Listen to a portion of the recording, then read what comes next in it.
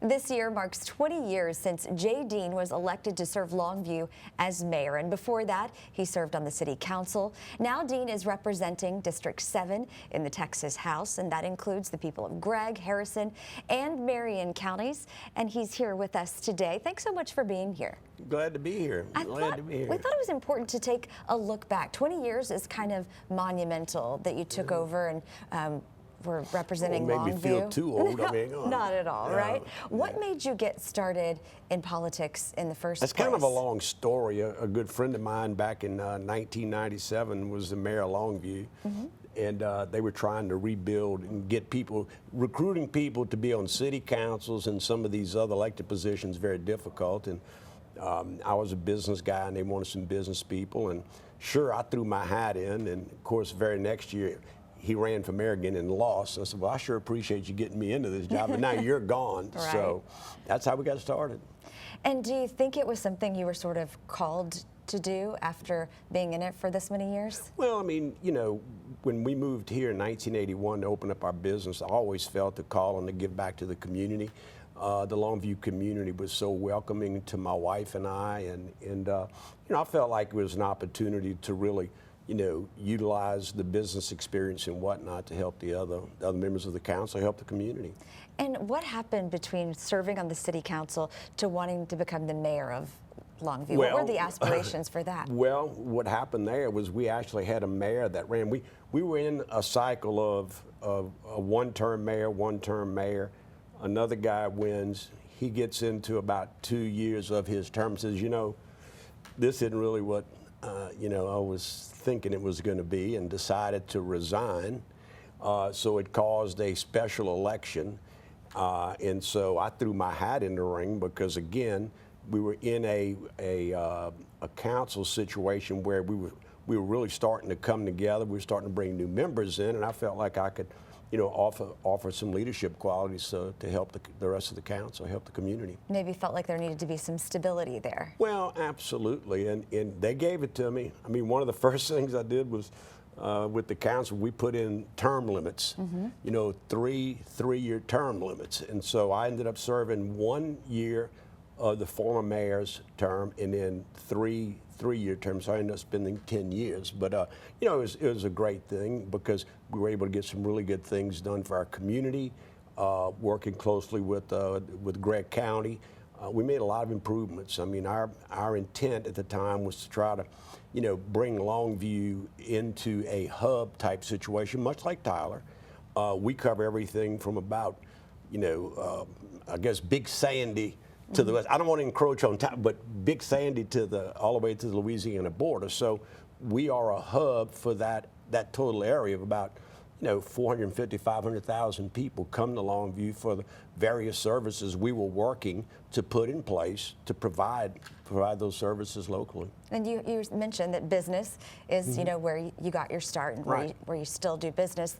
So what did you want to make Longview when it comes to a business hub? Was that something you wanted to grow the economic structure? Absolutely. I mean, you know, we were already a major oil and gas hub. But the hospitals, the medical services industry was starting to grow. And we looked up one day and there were more people working in medical services than there were out at Eastman and SWEPCO and some of the major industries in the area. So we wanted to really, you know, focus on making Longview a medical hub. And I promise today, whether it's people with cancer or needing, you know, special types of heart surgeries and whatnot, I tell people all the time, I've had several surgeries, like a knee replacement, et cetera, and I was happy and very proud that I could stay right there in Longview and have a great surgery outcome, rehabilitation and whatnot. So we really wanted to get better at improving our medical services industry and continuing to build which we have, our manufacturing base. You mentioned a lot of people coming into Longview. So did that also mean providing the type of retail situation they were looking for? Absolutely. And you know, the big thing is a city has two revenue streams, right? One is property tax, which we all hate the property tax situation. Right. I'm not a big fan of the property tax structure. A lot of it's to do with what we pay for our school Our school property taxes is constitutional, so there's not a lot of different ways to get around that. But the other thing is your sales tax revenue. So I knew that if we were able to continue to broaden our tax base through sales tax, we could lighten the load on homeowners, if you would, from the property tax, which we've been able to do. And what were some of your bigger accomplishments that you sort of felt that you had over those years as mayor in Longview and on the city council? Well, I mean, like I said, we brought a lot of new industry in. We had a big program for work skill development. I think the George Ritchie expansion that I worked on closely as mayor, along with County Judge Bill Stout, that opened up probably some 600 acres of property to the north of Longview. It's considered the northern, loop, if you will. We brought in, Gap, we brought in Target, we brought in a bunch of redistribution businesses because of being located up there and having available property for them to grow on. And we continue to do that till this day. Were there any things like pain points, things you weren't able to get accomplished that you still say, gosh, I wish I would have gotten that done for the people? The big thing is I'm real big on structure and having a plan. And the biggest thing I think that I was able to do before my term ended in 2015 was getting in place a comprehensive plan for the growth and development of the community that they still use till this day. So I think everything that we planned on in our long-term comprehensive plan, we were able to do. We had a number of major bond elections to redo roads and streets, add roads and streets, upgrade our water and sewer infrastructure so that, Longview could move into the next century. Downtown Longview had water and sewer pipes that were 100 years old. Yeah. So we did a lot of work on those projects to make Longview, especially aesthetically, more attractive. And I think that work continues till this day. And then your term limit came up and you decided you're going to run for the Texas House. That isn't exactly how it happened. That isn't exactly how Well, I mean, again, in the representative job, it is exactly what it says. You're the representative of the people the 200,000 people we represent. And I had some experience as mayor doing that. And I think what's really important, people wake up one day, man, I'm a Rome State representative.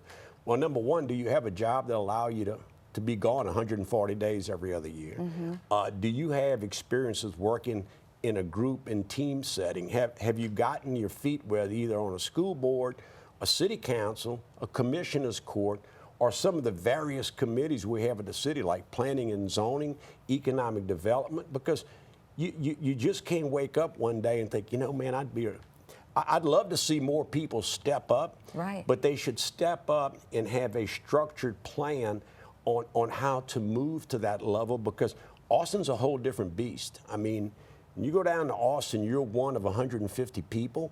And let me tell you, the process of moving bills, getting bills approved, getting bills to the governor's desk to get signed is a very long, tedious process. And it takes time to, number one, build a reputation. Right. Trust is everything in Austin, and to build that type of reputation so that you can move forward. Most of my bills have always been, locally generated for our district and whatnot. The big thing we did this session, we were having lots of issues with the potential sale of Lake of the Pines and Cattle Lake water. Governor just signed a bill yesterday that we proposed and passed to limit the ability of the Northeast Texas Water District to move water out of the Cypress Basin. Dallas is starving for our water, and I have fought them the whole time I was mayor because they were always trying to get in between the long-term water contracts that we had. Right. And I was not going to let that happen. So we just got a bill passed, signed into law, that the cities that own Lake of the Pines now will determine if they sell or lease water.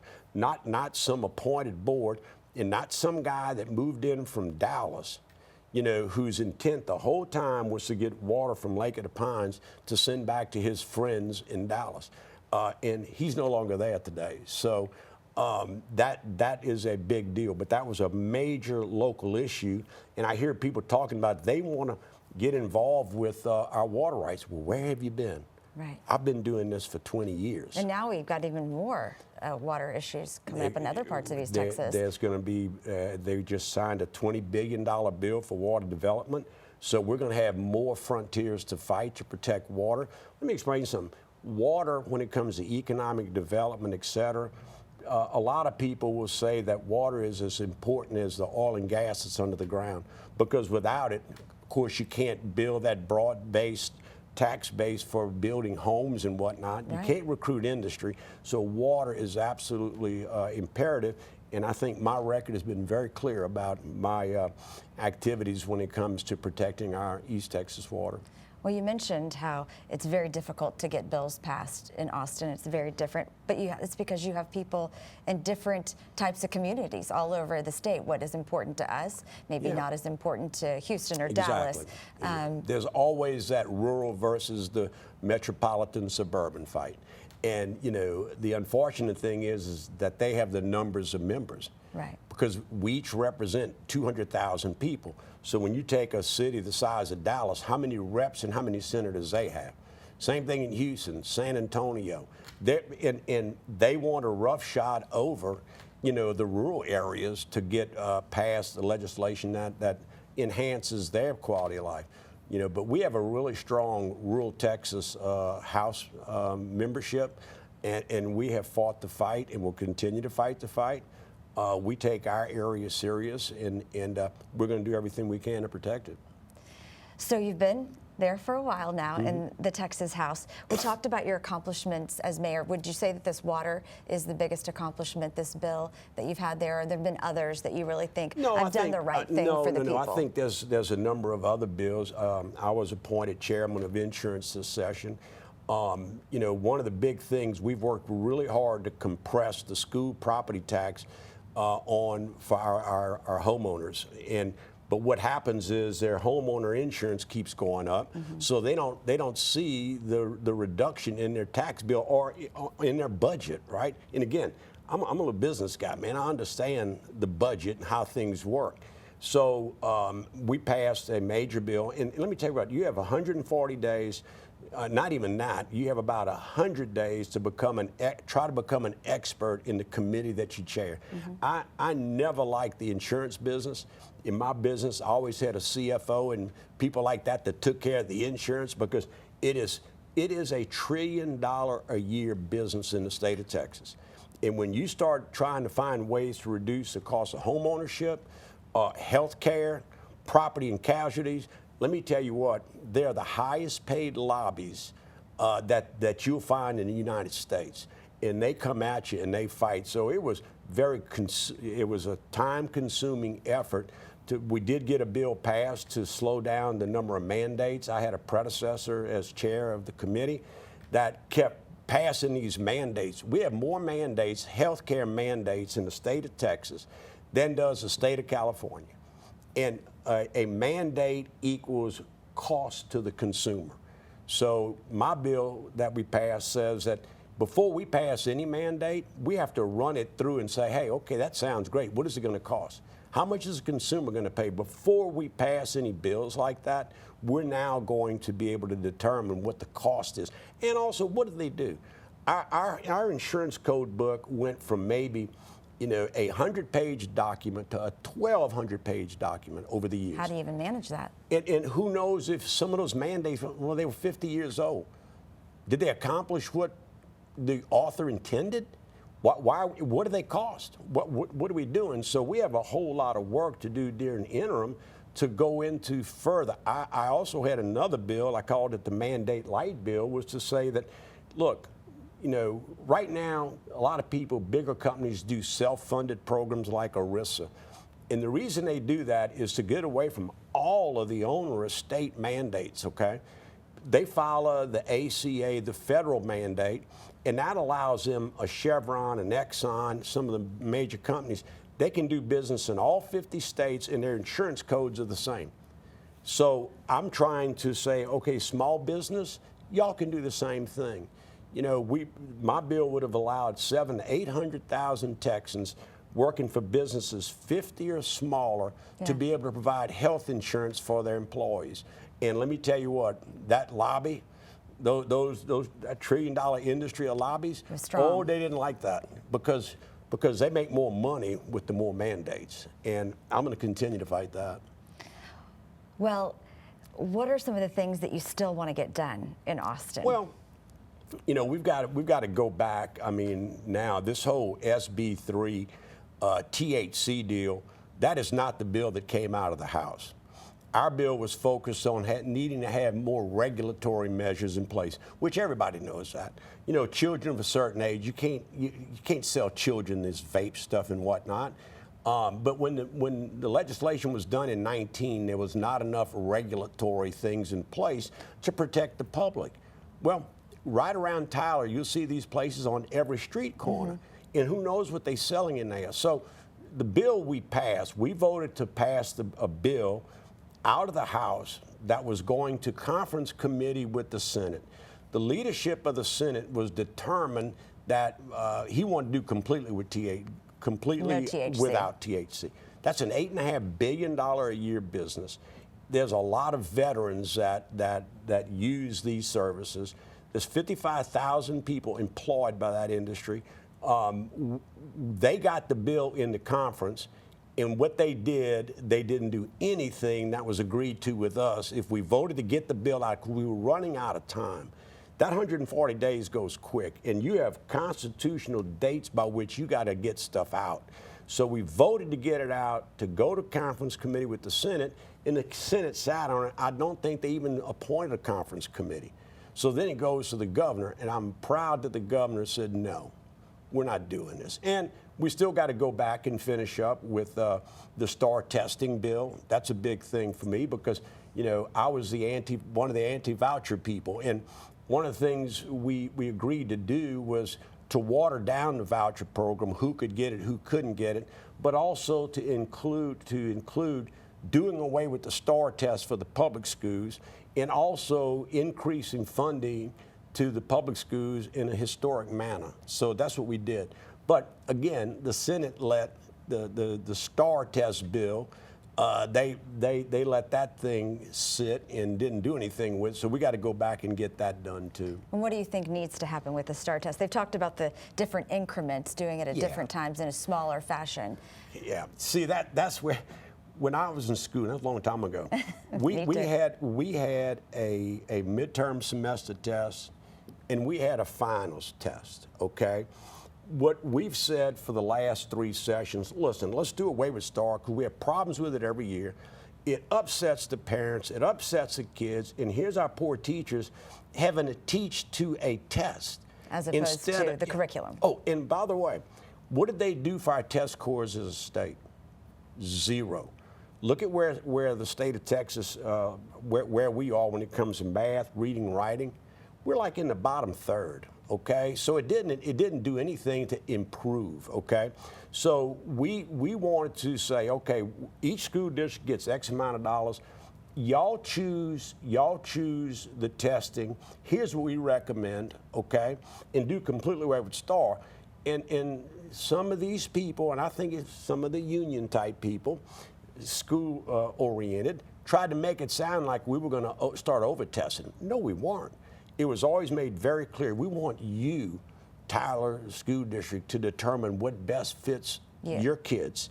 And we're going to pay you for that program. You know, it'll meet the federal guidelines and everything else. But, you know, again, Texas is bad about mandates.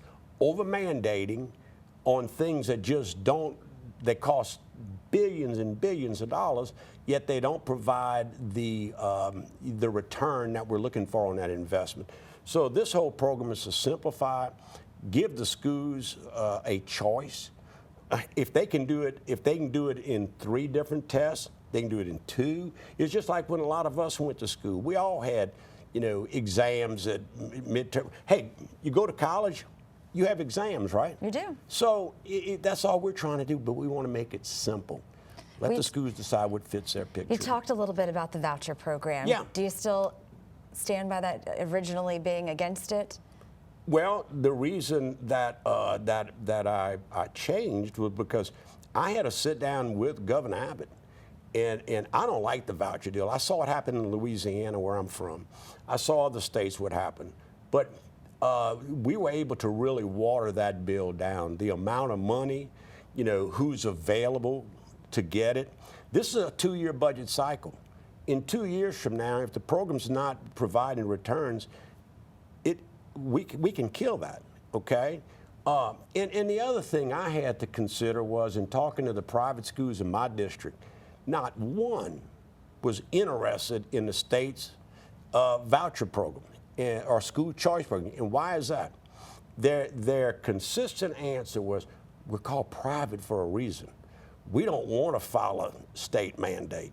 We don't want to do the STAR test. Yeah. You know, they don't want the regulatory stuff. And constitutionally, if we give public funds to a private entity, they have to meet constitutional things that they didn't want to do. Okay, we can't just give them a blank credit card. Here's $10,000 for little Johnny to go to such and such private school. And no, constitutionally you can't do that. So they have to meet the state mandates, the state regulatory statutes in order to receive money.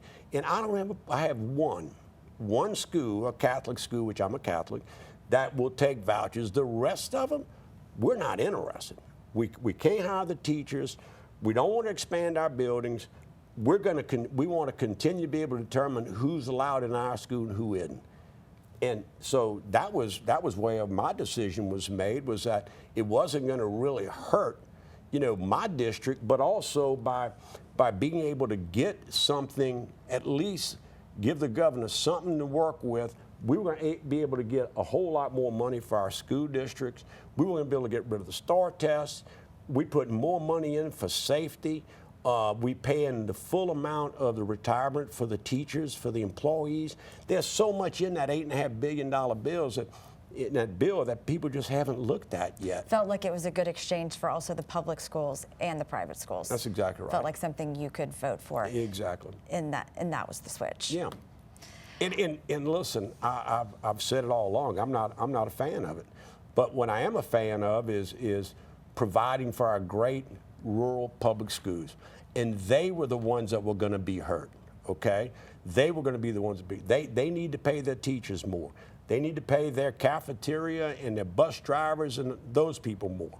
And so with the voucher program being pretty much non-effective in my district, it wasn't going to hurt, okay? They weren't going to lose kids to that. There were just so many different stories about what the vouchers would or wouldn't do. But you see, it's hard to know, I guess, until it happens. No, you have to go down there and understand. Yeah. And I've been there long enough to know who knows and who doesn't know what the truth is. And I make it a point to do my research and to study issues and make decisions, the best decisions I can for the 200,000 people I represent. And let's remember, they're not all Republican, they're not all Democrat, they're not all independent. We have especially in East Texas, we have a plethora of different people that I serve. Speaking of the people you serve, how important do you think it has been over the years to get out, whether you were in Longview, in your certain district in Longview, and now serving the district that you do in Texas, to get out and understand what matters to them? Well, I mean, it's being out, you know, into your district and, you know, meeting and visiting with the citizens. You know, you can go to a lot of different types of service club meetings and whatnot. People talk about town halls, but typically what you get at a town hall, people are upset no matter what. No matter what, we're all going to have haters, right? And that's just part of it. And I use the duck philosophy, right? Water hits my back, it goes off. I don't pay attention to that. I know when I make a decision, I'm doing what's right for my district, for the people in my district, and I sleep well at night knowing that. Well, that's good. Yeah. So what does the future hold for Jay Dean as you look ahead to what's next? Well, hey, listen, you know, the deal is right now is during the interim, serving as the chair of insurance, we have a lot of work to do. Like I said, I came in this session, was appointed chairman probably, let's see, sometime in early March. So my 140 days is dwindling. So I had to run a committee. I had to hear bills. I had to try to get bills passed.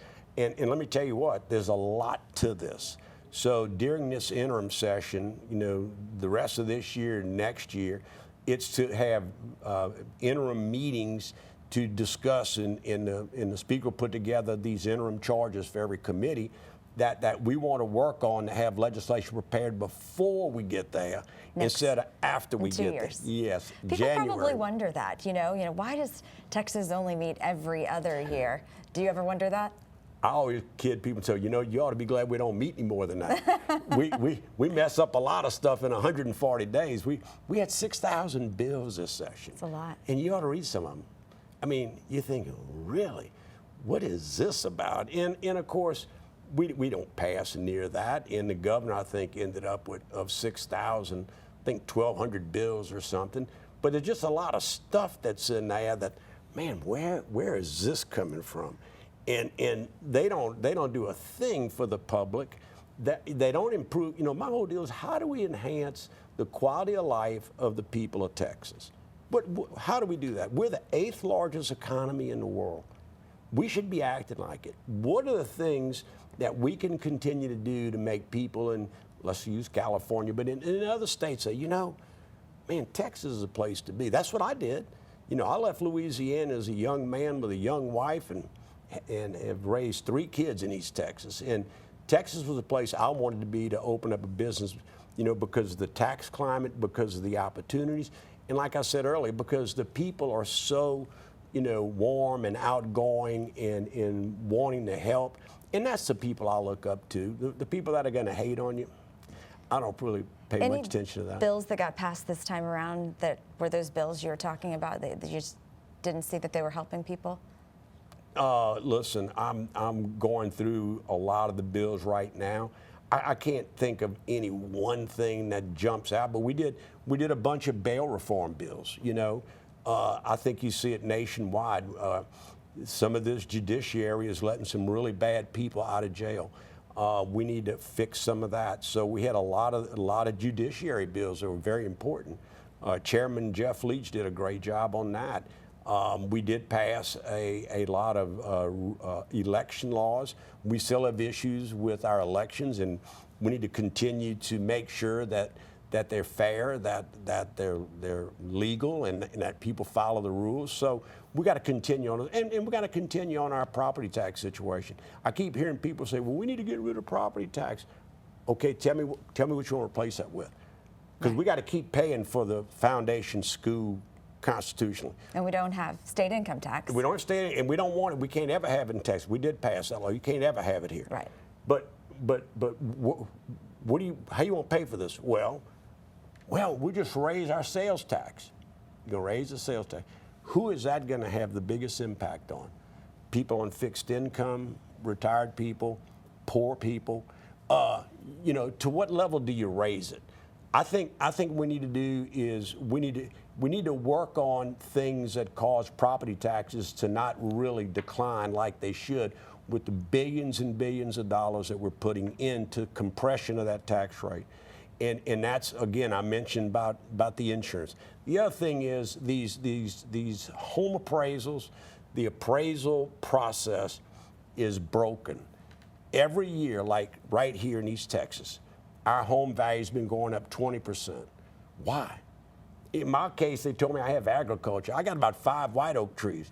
I'm not selling any of those. Right. But I mean, come on. I mean, if they keep jacking with and raising the appraised values, then what you were going to save in your property tax vaporizes. It's gone.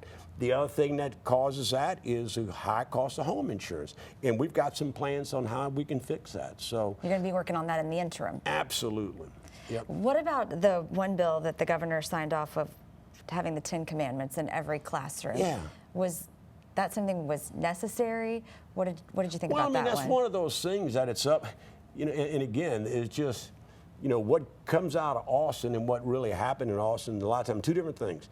That bill basically said, hey, if you want to post the 10 Commandments in your school, do it.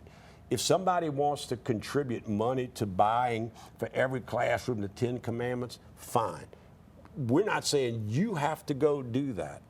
That was never part of the bill. That's up to the individual schools to decide they want to do that or they don't, or their school boards. I mean, it was never a directive of any kind.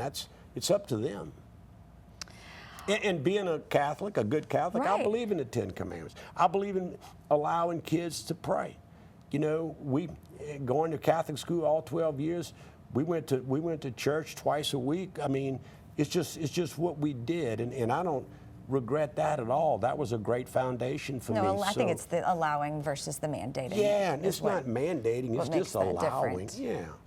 Well, you're getting ready to go back to work, so back to Yep. Austin it is. Yeah, yeah. Hopefully getting those things accomplished. And for you with this session, it's the THC. You're hoping that doesn't go away in its entirety, but that it has regulations like if you're buying, selling liquor or something like that. Right. I mean, and kids can't access this. Right. I mean, I'm trying to remember if it was 18 or 21, you know, before you were able to buy that. But I mean, you know, we got to put some good, strong regulatory, because we have stuff that's coming in from China and elsewhere.